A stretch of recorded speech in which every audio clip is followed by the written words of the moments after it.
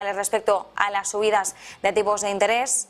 ¿En qué entorno nos vamos a estar moviendo en ese aspecto? Bien, pues saludamos a Edward Williams, Multi-Asset Specialist in Alliance Bernstein. Edward, thank you so much for having us a few minutes. Thanks for having me.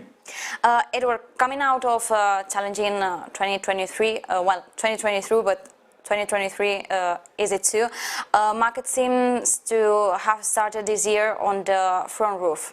What's driving this right now?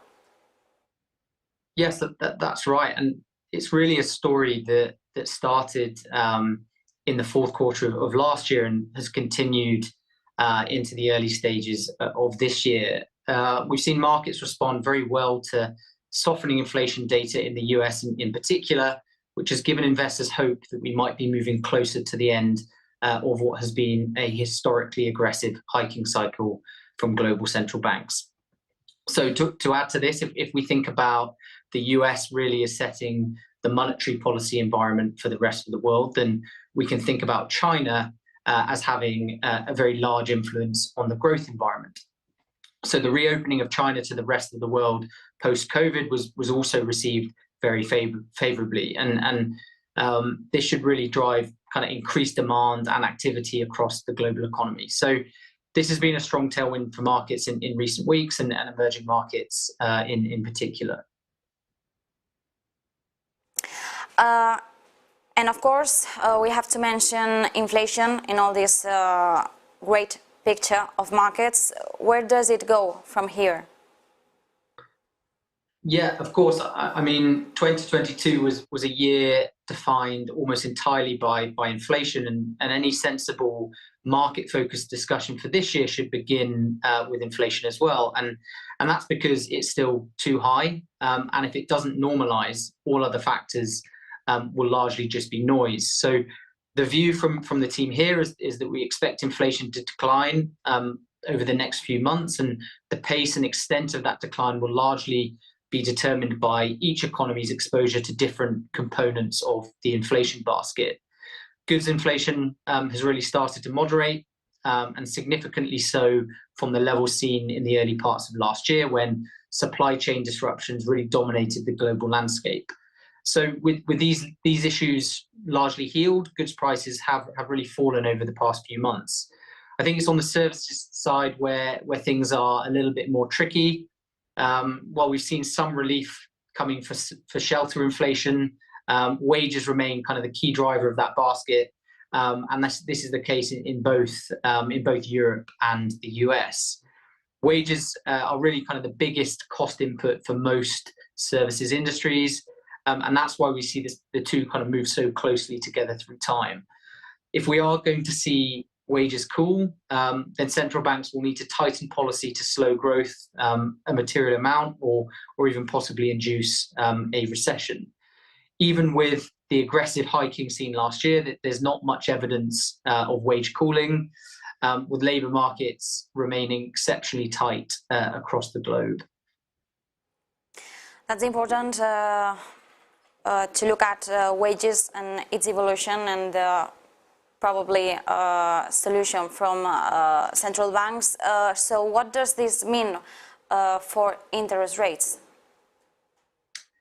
Well, I think it's these tight labour markets that will force central banks to keep raising rates. I think while we're confident about slowing inflation in other areas, we are less confident about wage inflation. So until the labour market weakens materially from where we are now, I think we're unlikely to see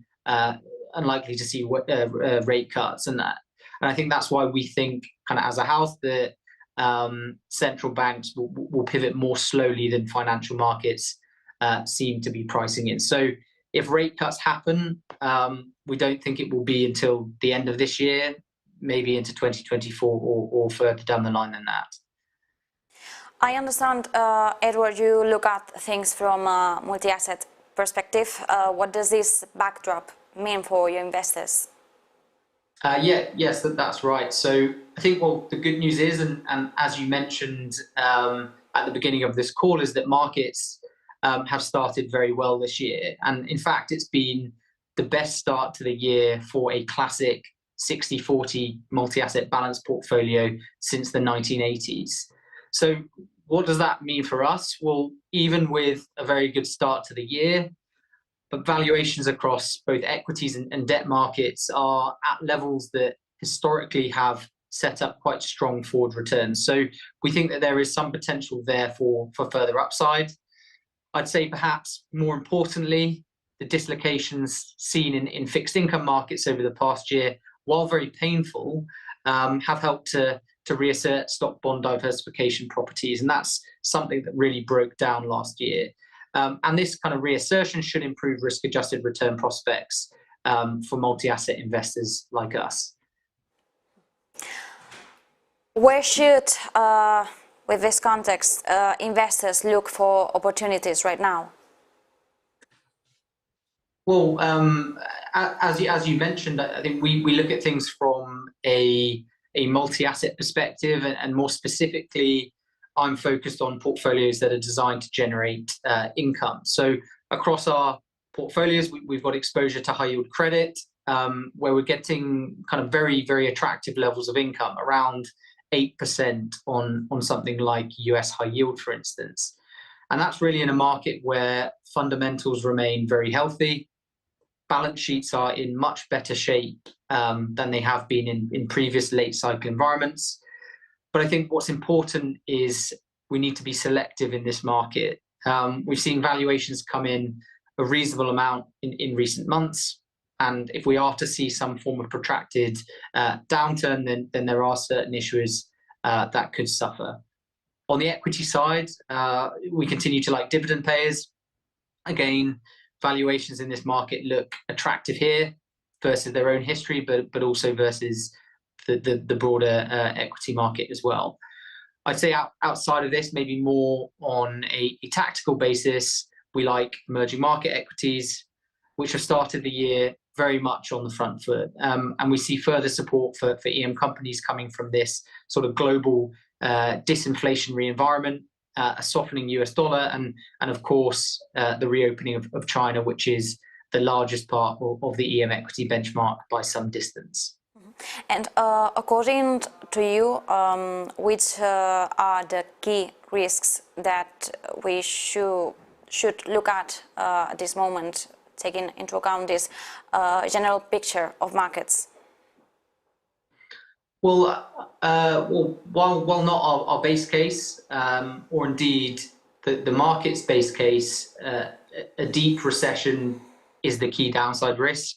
Should we see central banks tighten monetary policy too far, to a point where economies meaningfully slow, this would create challenges. And Edward, just to finish, where do we go from here, and what is important for asset allocators?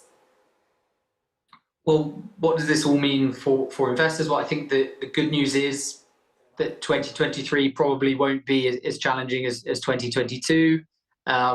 Even if inflation falls only gradually this year, it'll take the pressure off interest rates, especially since we think that rate hikes will largely wrap up in the first few months of this year.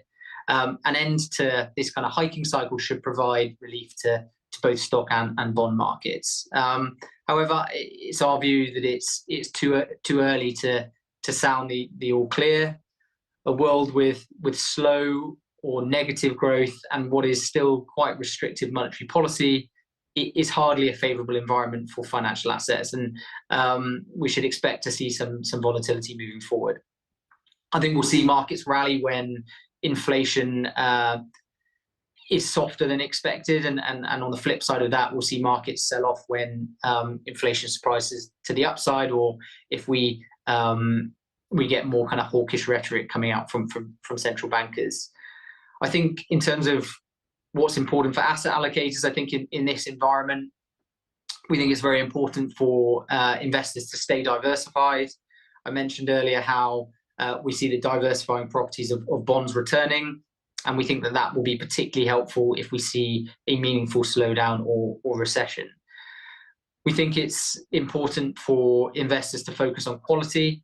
That's quality companies with strong pricing power, and they often demonstrate consistent profitability even in inflationary environments. So we usually find firms like this in more traditional defensive sectors, places like utilities or consumer staples. I'd say finally, I think being flexible is key. I think as multi-asset managers, we use a very broad sort of research toolkit to identify when the environment is maybe more or less conducive for taking on risk. So we really think that kind of being active with your asset allocation decisions can make a meaningful difference to your portfolio's returns over the long term. Being active and flexible with all these multi-asset strategy decisions. Thank you so much, Edward Williams from Alliance Bernstein. As always, a pleasure.